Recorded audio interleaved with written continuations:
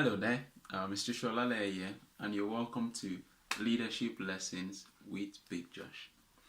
So I was listening to someone recently, and the person said a medical doctor told him that there are three organs that helps with a man's balance.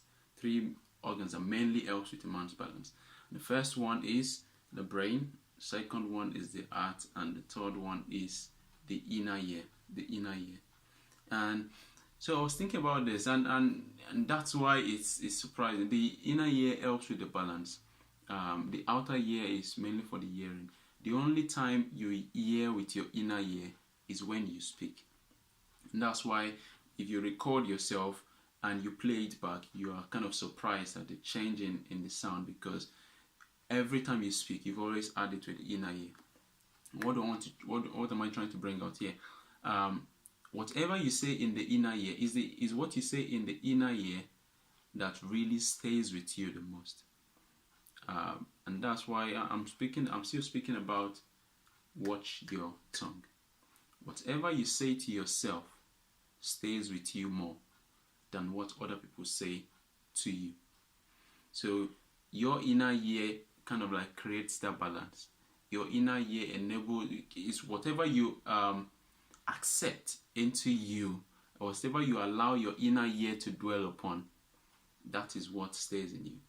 So if you are the kind of person that says negative things about yourself, when other people say it about you, it stays with you more.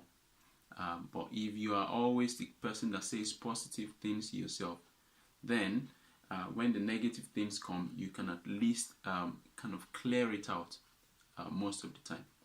So that's why we need to be careful about what we say to ourselves. You can't change what every other person says about you or says to you. But you have a responsibility to make sure that whatever you are saying to yourself is the right thing. It's positive things. And that's why people talk about confessions.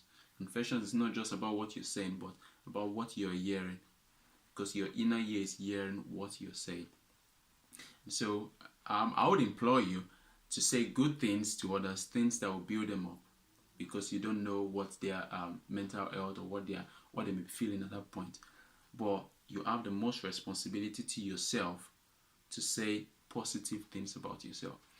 If you're like me that beats himself up, I beat myself up sometimes when I make mistakes.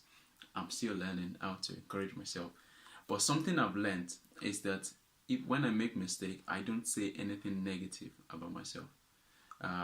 Even if I'm angry with myself, what I just say is, "Oh, Joshua, you're so interesting." Interesting can be so many words, can be so many things, but I never say anything negative.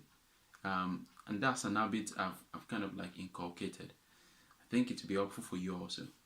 Even when you're in your worst possible state, do not say anything negative about yourself, because that's what stays longer. That's what settles in.